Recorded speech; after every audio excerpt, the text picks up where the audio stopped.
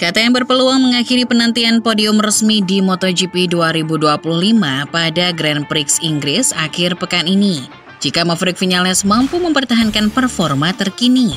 Musim 2025 sejauh ini belum memenuhi harapan KTM, dengan para pembalapnya kesulitan menemukan arah pengembangan yang jelas untuk RC16.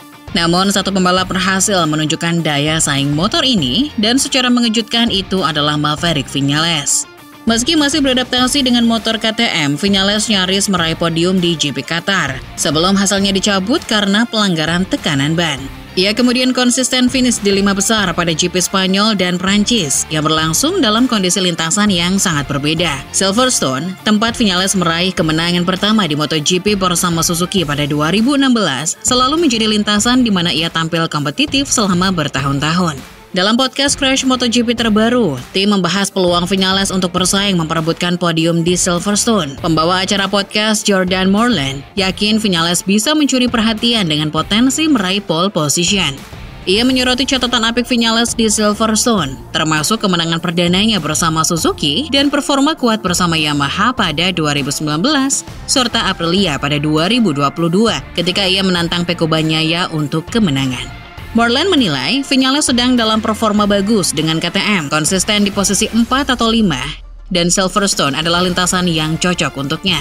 Ia bahkan membayangkan Viñales bisa meraih pole position atau setidaknya finish di 4 besar, menunjukkan bahwa ia sedang memimpin proyek KTM dengan pendekatan dan arah yang jelas. Editor Crash MotoGP Peter McLaren menambahkan bahwa konsistensi Viñales menjadi kunci. Meski awalnya ada keraguan apakah ia bisa mempertahankan performa, Viñales telah membuktikan kecepatannya di berbagai kondisi, baik kualifikasi, lintasan kering, maupun basah.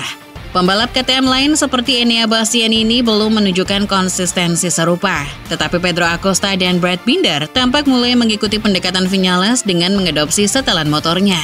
McLaren menilai ini sebagai pencapaian besar bagi Viñales yang merupakan pendatang baru di KTM, karena ia berhasil membuat motor bekerja secara konsisten. Dengan mesin KTM yang kuat dan lintasan lurus panjang di Silverstone, McLaren yakin Viñales bisa lolos ke 2 baris depan di kualifikasi dan berpeluang meraih podium yang seharusnya ia dapatkan di Qatar. Jurnalis senior Crash, Lewis Duncan, menegaskan bahwa performa Viñales kini tidak lagi mengejutkan. Ia dianggap sebagai pembalap terbaik KTM saat ini dengan pendekatan yang sangat cocok untuk gaya balapnya. Silverstone adalah lintasan yang ideal baginya, dan finish di 5 besar atau bahkan lebih baik bukanlah target yang berlebihan.